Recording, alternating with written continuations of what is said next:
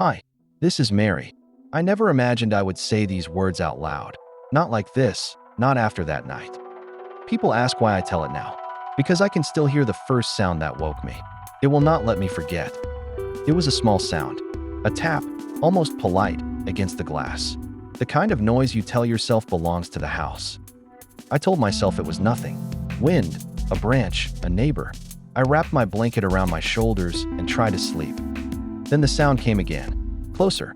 This time it wasn't glass. It was a knock. Slow. Patient. Like someone reading the house. I stood. My feet found slippers like they belonged to someone else. Every step felt measured, as if the floor was listening. The hallway smelled like old books and lemon polish. Familiar. Comfortable. Then I noticed the photographs on the wall were not the ones I remembered. Faces I had known had been replaced by strangers. Smiling, static, eyes that seemed too bright under the glass. I thought I was losing time. I told myself to breathe, to listen. The knocks had stopped. Somewhere behind a curtain, something shifted. A whisper followed. Not language I knew, just breath and consonants like someone learning to speak through a crack in the wall.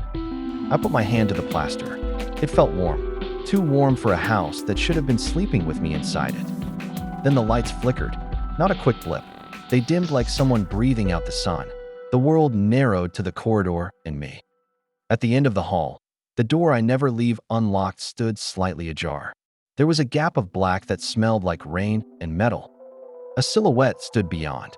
No face, just the shape of a person holding something small, motionless like a photograph being studied. My mouth was dry.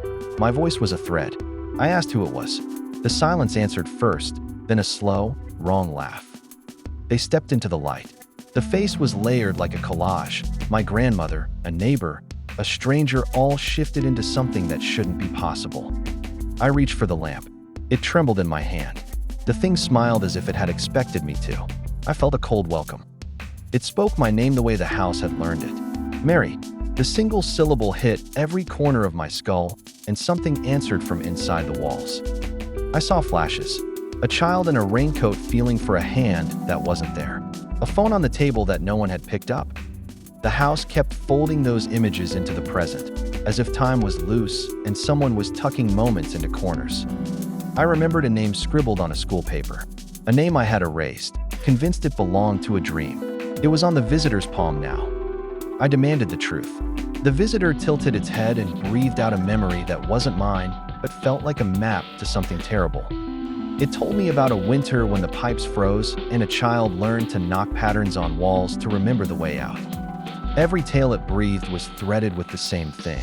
Someone who could not leave and kept practicing how to knock until the house learned to hold them. When the visitor left, it did not slam the door. It closed it like someone erasing a line from a poem. Silence settled like ash. I checked every room. I counted photographs again.